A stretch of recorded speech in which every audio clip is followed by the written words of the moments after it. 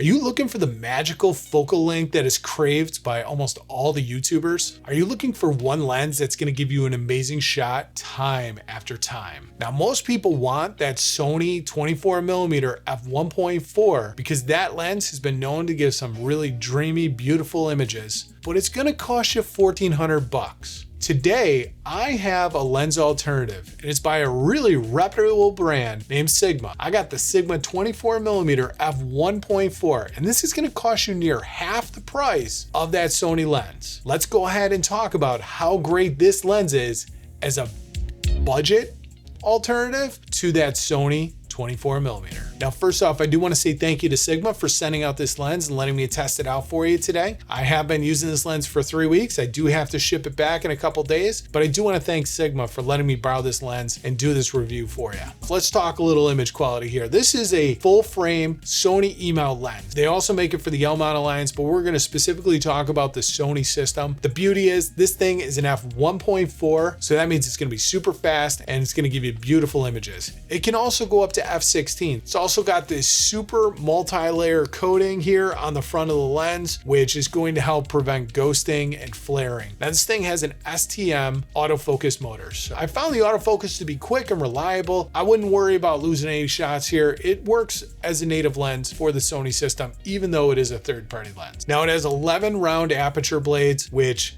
gives you that creamy, beautiful bokeh. Now, I'm currently shooting on my Sony a7S III with my 24mm at f1.4, and you can see the bokeh in the background. We're gonna go ahead and take this thing out for a test drive, and we'll see exactly how this lens looks. You can tell me down in the comments below what you think of the bokeh, but I think it looks very pleasing. It's a beautiful lens, and I think it's done a great job. Now, it does have a weather gasket here on the back here, so you don't have to worry about any dust or moisture getting into your lens, ultimately getting into your camera, which is really nice if you live in a harsher climate and you need a little bit of extra protection. Now, it does have a 72mm filter thread, so if you have 82mm filter threads like I do, you're going to want to get some step-up rings to ultimately get a filter on here. I can tell you that 72mm is not something that I typically have. Most of my filter threads are either going to be 82 or 67, so I did have to get another step-up ring. It's like $4, not a big deal. If you need one, I'll put some links down in the description below so you can check out some step-up rings. You're gonna probably need that, especially if you wanna shoot at f1.4 and you don't wanna crank up your shutter. This lens, same as the Sigma 20mm, does have a spot where you can put a rear filter in here. So that's kind of nice as well. If you don't wanna go with a variable ND and you just wanna go with some that's a consistent filter. I prefer using the variable ND filters like I'm using right now. I'm using the Peter McKinnon variable ND filter, the 2 to 5 stop filter. I also have the 6 to 9, which if you're going to shoot this thing at f1.4 outside, you're going to need that 6 to 9 filter. In here inside, using my Sony a7S III, I can usually get away with using 2 to 5 stop filter, or maybe even no filter at all. Now, this thing comes in at 18 ounces or 510 grams, so it's not super heavy, but it is very comparable to what the 24mm from Sony is. So weight-wise, you're not really going to save much in your bag, but you will save a lot in your wallet. Your wallet will definitely be a little bit heavier because you're going to have a lot more cash left in your wallet after picking up this lens over the Sony lens. And why is that? Because this lens comes in at $799, $600 less than the Sony 24mm f1.4. Now, the other nice thing is too, is that this lens was made in 2022. That Sony lens was made, I believe, in 2018 or 2019. If you are deciding between the two lenses, spoiler alert, I would say go with this lens. It is going to be definitely cheaper. You could then pick up a second lens for pretty much the cost of this lens. You could pick up this lens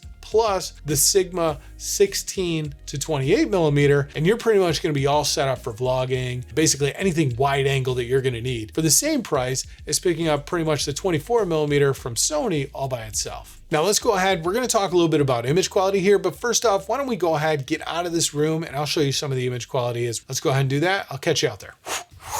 All right, welcome outside. I got the Sigma 24mm f1.4 on the camera right now, shooting at f2.8 and ISO 12,800. Got my Peter McKinnon variable ND filter on here to help make this image look just right. Let's talk a little bit about image quality. This is a beautiful lens. Now, I don't have any active steady shot on here. I basically have all steady shot turned off. Now, this thing does not have any optical stabilization. And because it's got no optical stabilization, you might be seeing a little bit of shake here because, like I said, I turned the active stave off to try and get us a true 24mm look. Now we are shooting at the 24mm. Now I have found this lens to be very pretty, very beautiful. It definitely has that Sigma flare that I absolutely love. I don't know why, but Sigma has a definite look to it, and I do enjoy using this lens to give me that look. Now this lens you can use for vlogging, but the problem with this lens is that sometimes 24mm is a little too tight. Let me go ahead, I'm gonna turn the active stave on here, and as you can see, it definitely crops in a little bit more. I'm holding this thing pretty much all the way out. Most people are gonna hold it right around here and try and make it a little bit more comfortable for themselves. Definitely gonna be a tighter setup, so you're not gonna see a whole lot of the background, unless you try and do yourself as like a rule of thirds or something like that. That might be a way that you could get around this.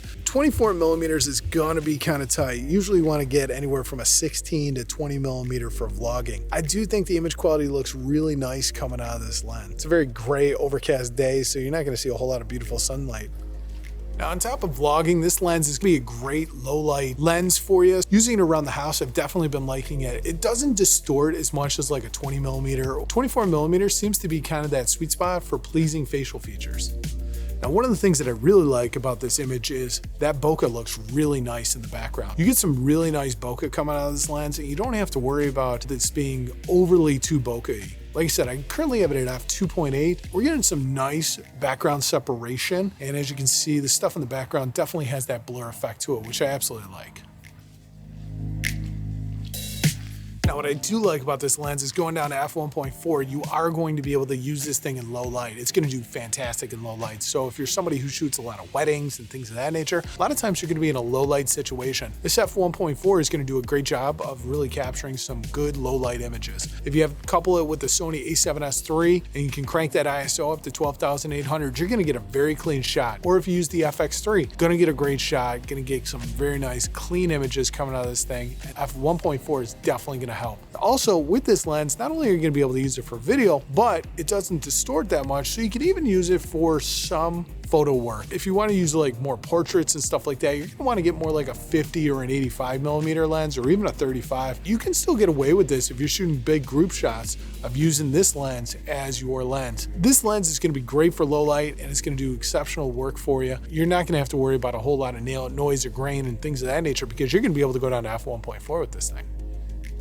Now, with this thing being a low light king, I've been able to use it around the house, basically shooting videos of the kids and the family, which is mostly what I use a lot of my camera gear for, to really try and capture those family memories. And what's nice about this is being at f1.4, I've been able to stay at the base ISOs of like 640 and 800, depending on which Sony camera I'm using. It's really been nice to not have to worry about, really gotta raise the ISO. Is it gonna get kind of a noisier image? I don't know why. I'm kind of a perfectionist. I really like a good, clean image, and being able to shoot this thing at base ISOs and be able to use the S-Log3 feature has been huge, especially where I live. A lot of times during the winter, it's 14 to 16, 17 hours worth of darkness, and you're using those lights inside the house, so you're gonna have to crank up either that ISO or try and find a lens that's fast enough, and this lens is definitely fast enough.